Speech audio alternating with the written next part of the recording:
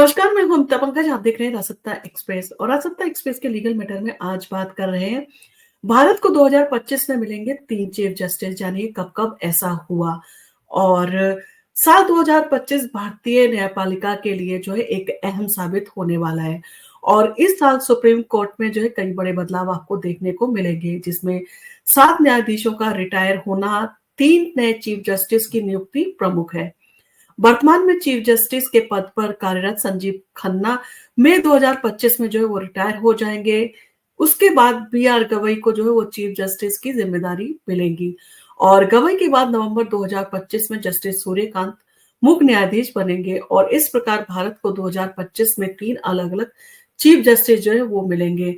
और साल 2025 में सुप्रीम कोर्ट में जो है वो 7 जज जो है वो रिटायर हो जाएंगे। और इसमें justice CT. Ravikumar, justice Hrishikesh Roy, chief justice Sanjiv Khanna, justice Bela M Trivedi, justice Sudhanshu Dhulia और जस्टिस बी.आर. गवई का नाम जो है वो शामिल है। और इन जजों के रिटायर होने के साथ सुप्रीम कोर्ट में जो है कुल 8 जजों के पद जो है वो रिक्त होंगे, जिनमें से एक पद जो है पहले ही खाली है।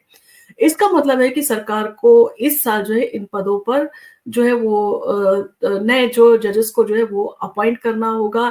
तो इन सारी चीजों के साथ में जो है ये सारी चीजें सुप्रीम कोर्ट में जो है इस पर आपको देखने को मिलेगी।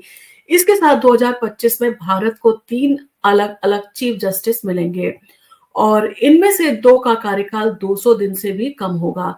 पहला चीफ जस्टिस संजीव खन्ना जो है वो होंगे, जो मई 2025 में रिटायर होंगे और वह केवल 185 दिन तक ही अपना पद जो है वो संभाल पाएंगे। और इसके बाद जस्टिस बी.आर. गवई को चीफ जस्टिस बनाया जाएगा, जो करीब 120 दिन तक जो है वो पद पर रहेंगे।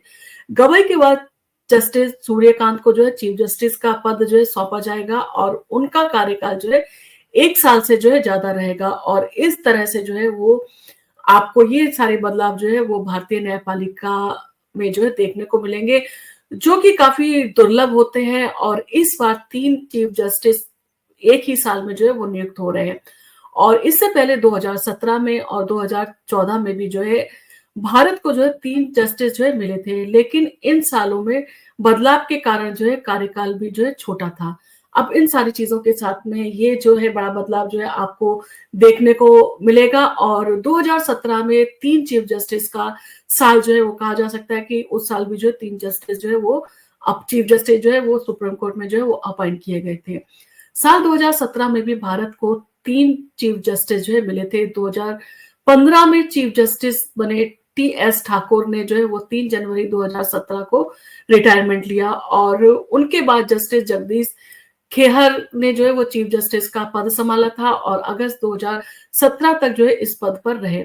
और फिर जस्टिस दीपक मिश्रा ने जो है अगस्त 2017 में चीफ जस्टिस का कार्यकाल संभाला और अक्टूबर 2018 तक जो है वो इस पद पर रहे थे।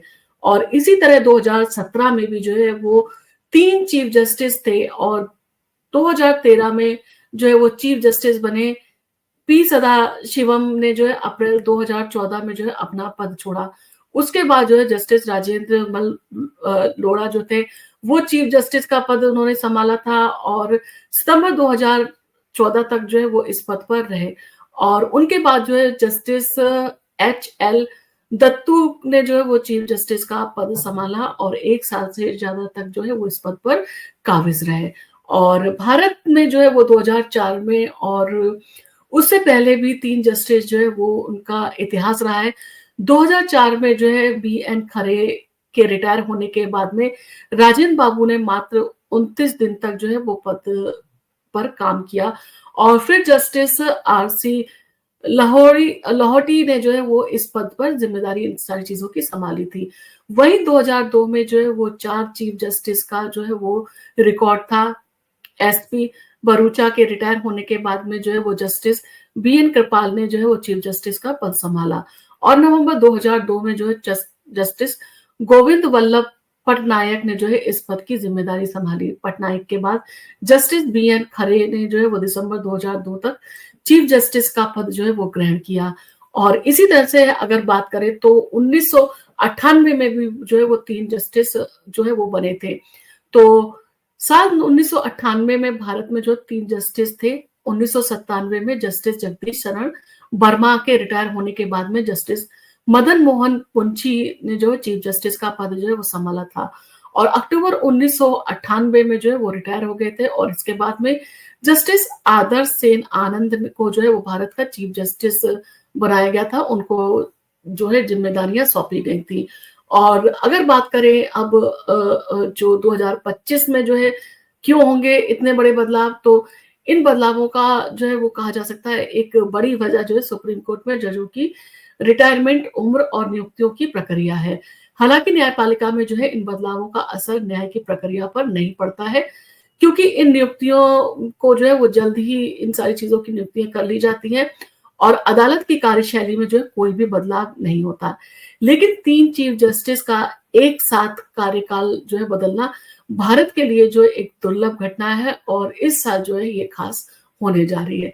तो आपका इन सारी चीजों के बारे में क्या कहना है? आपको लगता है कि इस तरह के बदलाव से जो है कुछ फायदा भी होगा, और जो एक रिटायरमेंट की एज होती है उसके चलते इस तरह की जो चीजें कई बार जो है हो जाती है। तो आपका इन सारी चीजों के बारे में क्या कहना है, आप हमें कमेंट करके बता सकते हैं।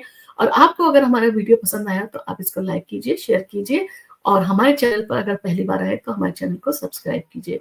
धन्यवाद।